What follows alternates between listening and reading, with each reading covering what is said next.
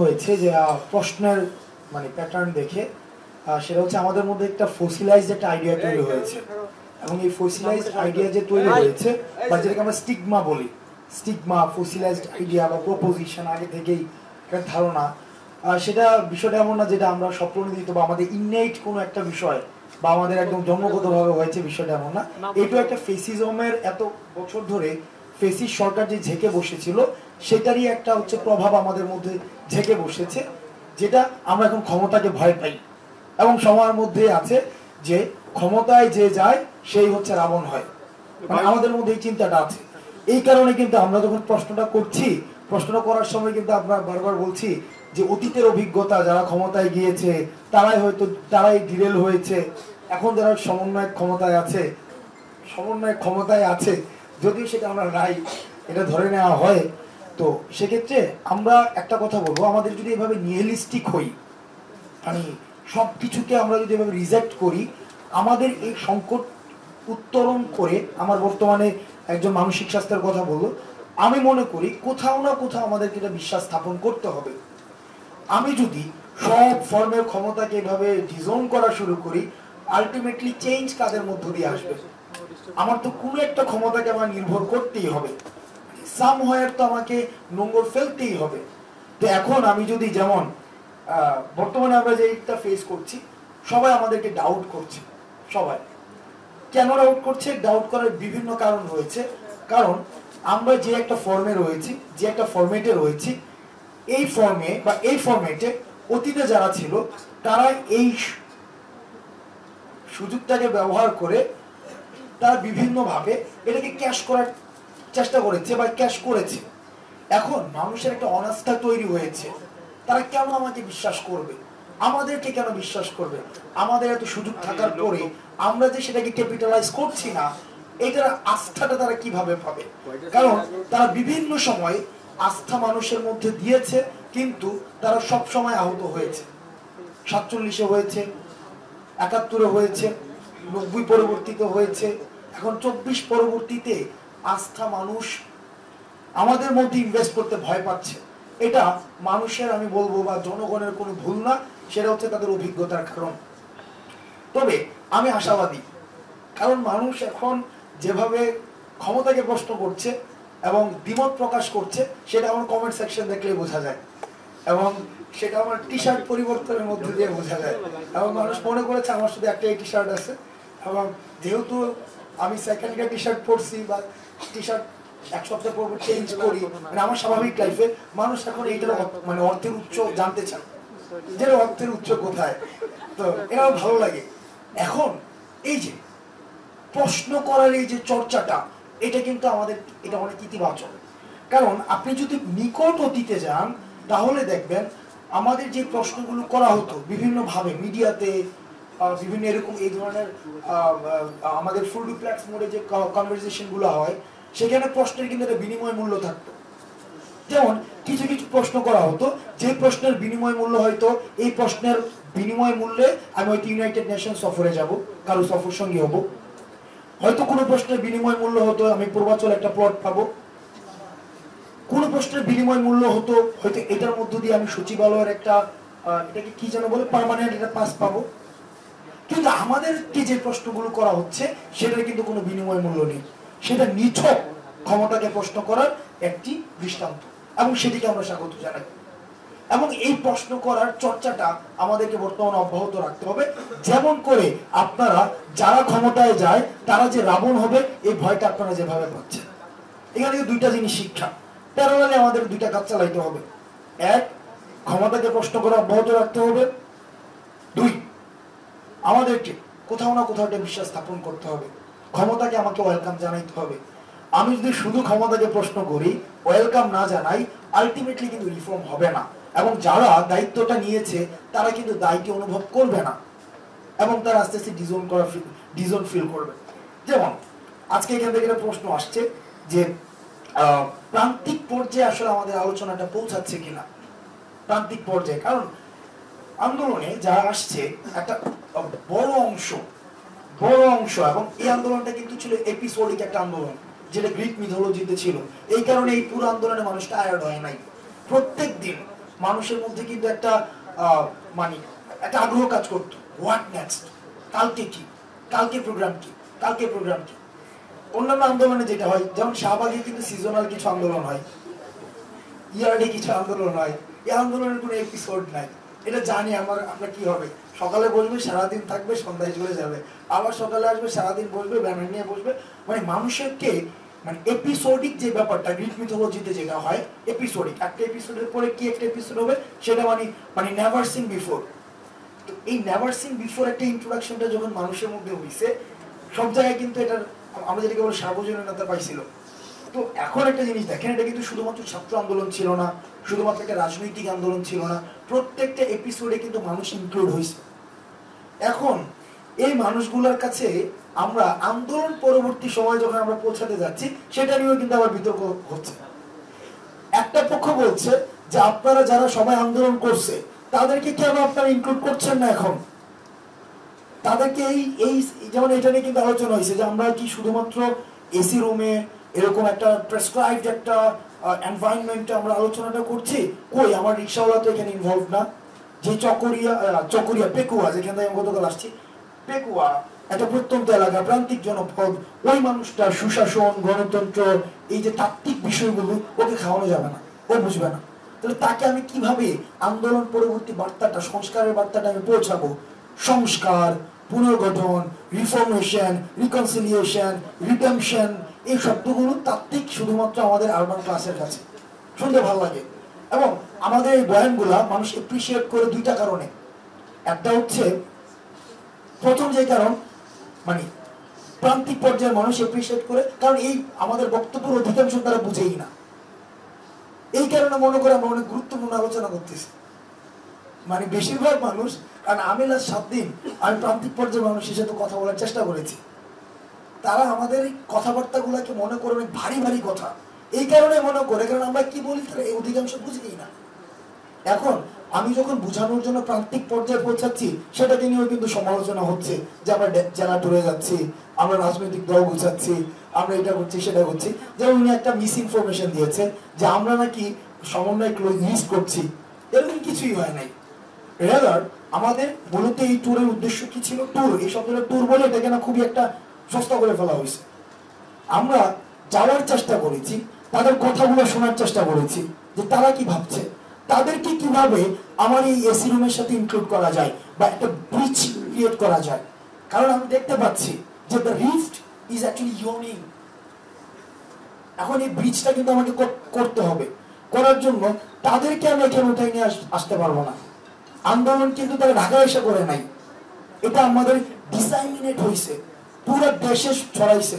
এখন আমাকে পুরো দেশে ছড়াই যেতে হবে। এটাকে আমি শুধুমাত্র বাতিঘর, এটাকে আমি টিএসসির কনফারেন্স রুম, আমার সিরাজুল আমাদের লেকচার থিয়েটার, এটাকে যদি আমি এভাবে মানে আরবানাইজ করি, আলটিমেটলি কিন্তু আমি মানুষটাকে মানে আমি রিক্লুসিভ একটা লাইফ লিড করতে হবে আমাকে।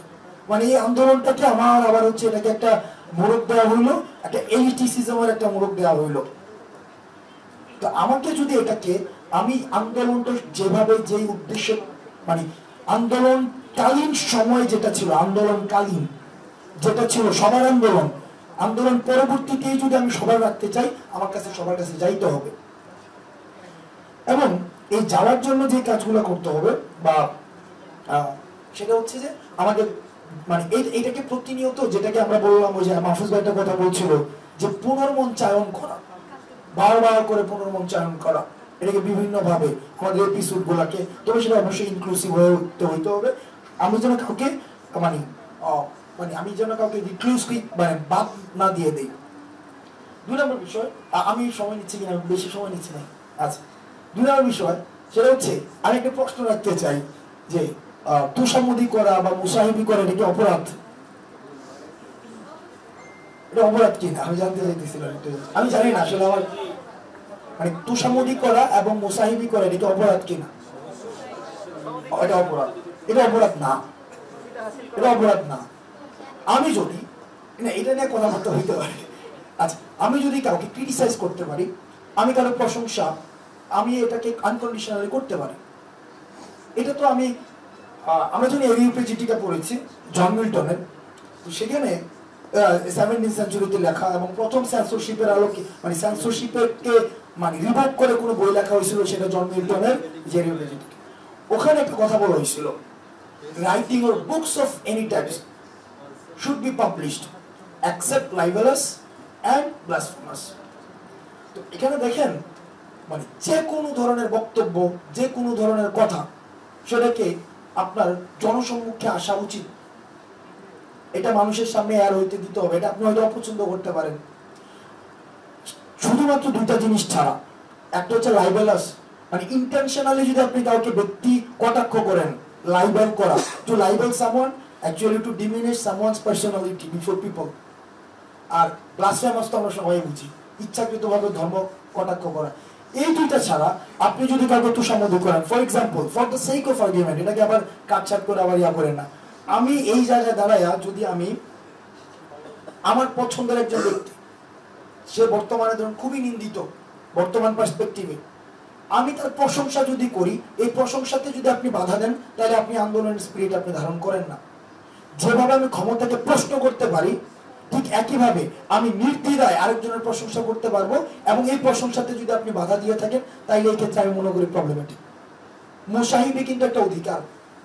এখন মুসাহিবিতে আপনি বাধা দিতে পারেন না, কারণ মুসাহিবি কিন্তু আপনার এরিয়াকে এনক্রোচ করতেছে, মানে আপনি দেখতেছেন আপনার এরিয়াকে এনক্রোচ করছে কিনা। এখন আপনি একটা মানুষকে পছন্দ করেন না বলে এই মানুষকে যদি আরেকজন প্রশংসা করে, তাকে আপনি ঘৃণা করবেন, তাকে আপনি হচ্ছে সেন্সরশিপের মধ্যে নিয়ে আসবেন, এটাও কিন্তু different form of fascism, different form of censorship. তেলবাজি মানে আমি যদি এটাকে সিম্পলিফাই করে ফেললাম, মানে let's make it more simple, তেলবাজি করা, প্রশংসা তেলবাজি, ইয়েস, ভার্বাল তেলবাজি, ইয়েস ইয়েস, এটা নিয়ে আলোচনা হতে পারে। এখন আমার আলোচনা আমি আপনার চাপা দিতে পারতেছি না, এটাই হচ্ছে এই যে আলোচনাটা হইতেছে, এটাই হচ্ছে আমাদের আন্দোলনের আউটকাম। আপনি আমরা বলতে পারতেছেন না তুমি আজকে যাই হোক এটা নিউজ করে দেবো, এটাই হচ্ছে আমার মানে এই আন্দোলনের সৌন্দর্য। এটাকে অব্যাহত রাখতে হবে, অব্যাহত রাখতে হবে। আমি মনে করি যারা মত প্রকাশ করতে চায় তাদের থেকে আমার তাদের সেফটি আরো বেশি নিশ্চিত করা উচিত, যারা দ্বিমত প্রকাশ করতে চায়, দ্বিমত প্রকাশ করতে চায়। কারণ আমরা বারবার অনেকেই বলি যে বিগত সরকারের সময় মত প্রকাশের স্বাধীনতা ছিল না, এটা ছিল না, মানুষ কথা বলতে পারতো না। হ্যাঁ, এটা ট্রু, কিন্তু মানুষ কিন্তু প্রচুর কথা বলার জন্য সরকার সুযোগ করে দিচ্ছিল। তো সেটা হচ্ছে সহমত প্রকাশ করা, সহমত প্রকাশ করা। আপনি কি সারাদিন সহমত প্রকাশ করেন, আপনাকে কেউ বাধা দিচ্ছে? দেয় নাই। কিন্তু তাহলে সমস্যাটা কোথায় ছিল? দ্বিমত প্রকাশ করতে দেয় নাই, দ্বিমত প্রকাশ প্রবলেমেটিক ছিল। আমাদের দ্বিমত প্রকাশ হচ্ছে অব্যাহত রাখতে হবে, যেটা যে কোনো মূল্যে আমাদেরকে দ্বিমত প্রকাশ অব্যাহত রাখতে হবে। আমি আসার সময় আমাকে ওই যে আদিব ভাই, যে আমি এইখানে আসলে এই ধরনের ফোরামে কি বলতে আমি জানি না, কারণ আই ওয়াজ কমপ্লিটলি মানে ফুল ফ্লেজড একজন বিসিএস ক্যান্ডিডেট ছিলাম, এবং এমপি3 কোন বইয়ে কি আছে, কোন লাইনে কি আছে, এবং বইয়ের কোন বই কে লিখছে, এইগুলা মুখস্থ পুরা 2 বছর ধরে এগুলো হয়ে গেছিল। তো উনি আমাকে আসার আগে আমি বলতেছিলাম, ভাই এখানে কি বলবো, আর এগুলাতে না বলতে মানে এখন কোনো জায়গায় গেলে মাইক ধরাই দেওয়ার কথা বলতে হয়। তো সবার শেষে কথা বলার একটা মানে ফজিলত আছে, অনেক সহজ, মানে সবারগুলো সামারি করে বলে দিলেই হয়ে যায়, এটা একটা খুব সহজ দিক। তবে আমি এই লিবার্টিটা নিতে চাইতেছিলাম। তো উনি আমাকে আদিব ভাই আমাকে একটা 4 পেজের একটা ইয়া পাঠাইছে, যে 2011 সালের 9 সালের 11ই জানুয়ারি ডক্টর বদিউল আলম মজুমদার সরকারকে কিছু পরামর্শ দিয়েছিল যে আপনারা এই কাজগুলো করবেন আর এই কাজগুলো করবেন না। তো আমি সবার নিচের পেজটাই শুরু করছিলাম, কারণ এগুলো পয়েন্ট আকারে লেখা, এই কারণে আমি নিচ থেকে শুরু করছি, আমি আর সামনে পড়িই না। নিচ থেকে নিচের পেজটার মধ্যে মানে সর্বশেষ পেজে আমি কি পয়েন্টস পাই গেছি। বদিউল আলম মজুমদার 2009 সালের 11ই জানুয়ারি এই গভর্নমেন্টকে মোটামুটি 9টা জিনিস করতে মানা করছিল, যেগুলা মানে 1/11 পরে আমরা যে স্বপ্নের রাষ্ট্র গঠন করছি, এই কাজগুলো আপনারা করেন না। এবং ইন্টারেস্টিংলি আইরনিক্যালি ওই 9টা কাজই করছে, এবং এর মধ্যে আমি এটা পড়ে শোনাই, আমার কাছে খুব মজা লাগছে ব্যাপারটা। এর মধ্যে একটা, এটা হচ্ছে 5 নম্বর পয়েন্ট, উনি পরামর্শ দিচ্ছে সরকারকে অসহিষ্ণুতা প্রদর্শন ও প্রতিহিংসামূলক কার্যক্রম থেকে বিরত থাকতে হবে।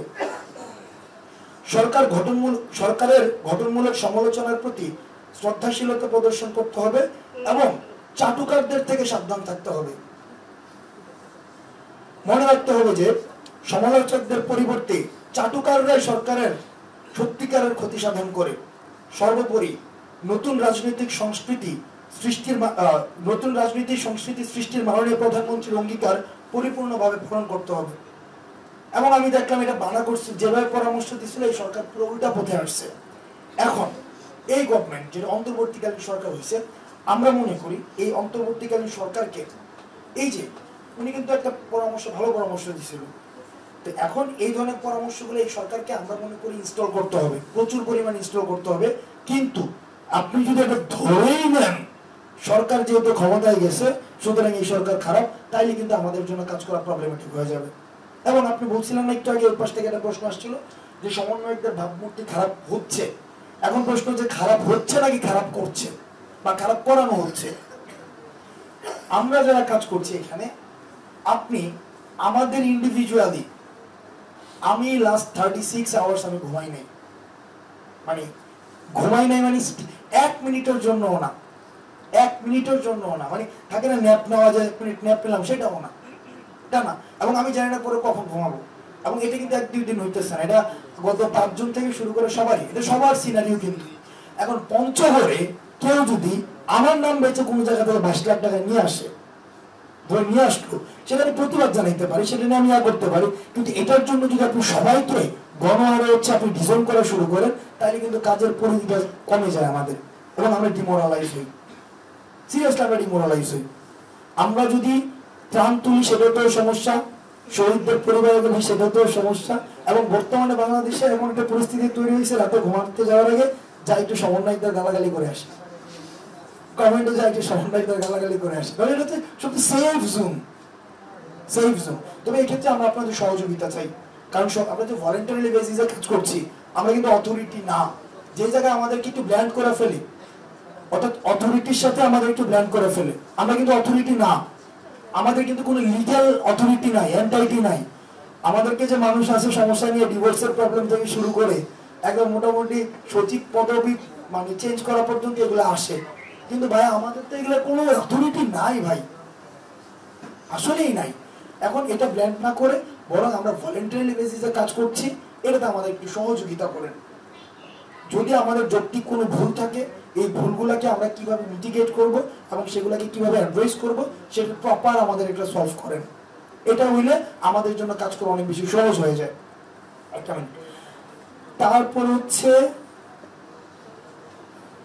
আচ্ছা, এখানে ওই যে ফারাবি ভাই একটা কথা বললেন যে আমাদের এডুকেশন সিস্টেম নেই, সেখানে আমি জাস্ট একটাই কথা বলবো, সেটা হচ্ছে যে আমাদের ফিডার ইনস্টিটিউশনস গুলো যেগুলো রয়েছে, ফিডার ইনস্টিটিউশন নর্মালি আমাদের যেটা হয়েছে, গত আমি ভালো বুঝি না পলিসি, বাট আমার কাছে এটা আমার বোধ যেটা হয়েছে সেটা হচ্ছে যে আলটিমেটলি আমরা লাস্ট গভর্নমেন্টে টারশিয়ারি লেভেলে এডুকেশন অনেক বেশি ইনভেস্ট করছে, প্রচুর ইউনিভার্সিটি খোলা হয়েছে, প্রচুর মেডিকেল কলেজ খোলা হয়েছে।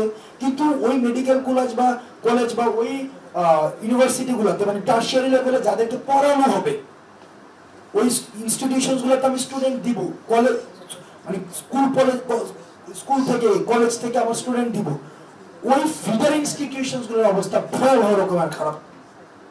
আমরা মানে খুব আপনাদের মাধ্যমে আমরা চাই, আর আমরাও নিজেরাও এই আলাপ আলোচনা গুলো জারি রাখবো, সেটা হচ্ছে ফিডার ইনস্টিটিউশন গুলোকে যত সম্ভব এম্পাওয়ার করা যায়। কারণ ফিডার ইনস্টিটিউশন গুলো যদি এম্পাওয়ার না করা যায়, আলটিমেটলি আমাদের যে টারশিয়ারি এডুকেশনে এত বেশি ইনভেস্ট করা হয়েছে, এই ইনভেস্টমেন্ট গুলোর কোনো আউটকামই আমাদের আসবে না। পরিশেষে এই যে এখানে একটা ব্রিক্স আছে এবং ব্রিক্সের মধ্যে ইউথ লেখা আছে, এটা কিন্তু খুব সিম্বলিক একটা মিনিং ক্যারি করে, এবং এটাও আমি আপনার মতো করে আপনি মেটাফরিক মিনিংটা ডাইভার্সিফাই করতে পারেন। আমার কাছে যেটা মনে হয় ব্রিক্স, আপনি এটা মালিবল, এটাকে যে কোনো আপনি শেপ দিতে পারেন। আমাদের ইউথটা কিন্তু এমন, আমাদেরকে শেপ দেওয়া যায়, গাইড করা যায়। আমরা আপনাদের কাছে চাই যে আমাদেরকে আসলে গাইড করেন, আমাদেরকে শেপ দেন। শেপ হচ্ছে কি রাইট ওয়েতে, যাতে করে এই যে আমাদের নিউমিস্টিক অ্যাটিটিউড তৈরি হচ্ছে না, এটা দায়ভার কিন্তু সুশীল সমাজ এড়াইতে পারে না। ওই যে মাহফুজ ভাই একটা কথা বলছিল না, বুদ্ধিজীবীরা ফেল মারছে, ৭১ ফেল মারছে, ২৪ ফেল মারছে, আসলে কিন্তু ফেল মারছে, আমাদেরকে আহত করছে। আমরা কেন ক্ষমতা বিমুখ হইলাম, ক্ষমতাকে কেন ভয় পাই, আমরা কেন ভয় পাই, এটা কিন্তু দায়ভার সুশীল সমাজকে নিতে হয় বা নেওয়া উচিত। কিন্তু তা আমরা যেহেতু ব্রিক্স আপনারা মনে করেন, আমি জানি না এখানে এটা কে দিছে, এটা কেউ মানে যার মাধ্যমে আসছে মানে কার্টুনিস্ট, এবং সে খুবই মানে এটা ঘুমের উঠে মনে হিসেবে দিয়ে দেয় না, ওনার একটা ভিশন ছিল নিশ্চয়ই।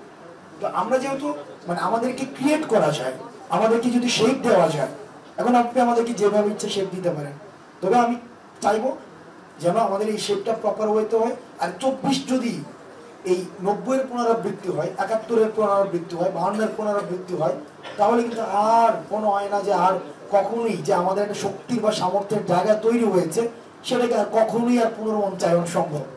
অনেক কিছুর পুনর্মঞ্চায়ন সম্ভব, কিন্তু 24-এর পুনর্মঞ্চায়ন সম্ভব কিনা আমি জানি না। তবে আমি চাই না এই ধরনের হতাশা নিয়ে একটা মেন্টাল ট্রমা, আমি কথা বলছিলাম, সামান্তা একবার বলছিলেন, এই যে আপনি এই তরুণ সমাজটাকে একটা মেন্টাল ট্রমার মধ্যে নিয়ে গেছেন, এর দায়ভার কিন্তু আছে। এখন এটার কম্পেনসেশন কি? এই কম্পেনসেশন হচ্ছে আমরা যত বেশি আমাদেরকে একটু হেল্প করেন, আমাদেরকে হেল্প করেন, তাইলে আমরা রাইট ট্র্যাকে থাকবো। আমাদেরকে প্রপার শেপ দেন, এই শেপের মধ্য দিয়ে আমরা যেই স্বপ্ন নিয়ে আমরা 24-এ আন্দোলন হয়েছিল, ইনক্লুসিভ সবার কাছে পৌঁছে দেওয়া। কারণ এই সুশাসন, গণতন্ত্র, এই তাত্ত্বিক বয়ান শুনে পেকুয়ার কোনো একটা ছেলে আন্দোলনে আসে নাই, একটা রিক্সাওয়ালা আন্দোলনে আসে নাই, তার ব্যক্তিগত একটা ক্ষোভের জায়গা তৈরি হয়েছিল।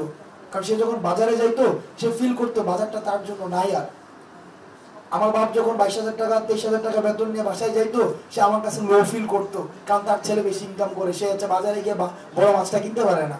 তার জায়গা থেকে সে সুশাসন বুঝে না ভাই। এখন আপনি ওই মানুষটাকে তো ইনক্লুড করতে হবে আপনার এই 24 পরবর্তী আন্দোলনে, তাকে তো বাইরে রাখতে পারবেন না। রিক্সাওয়ালাকে ইনক্লুড করতে হবে। আপনার ওই যে কাজের মহিলা শরবত বানিয়ে দিছিল, ওই যে মিরপুরে শরবত বানিয়ে দিচ্ছিল না যে শরবত, আপনি তো ওরা গণতন্ত্র সুশাসন বুঝাতে পারবেন না।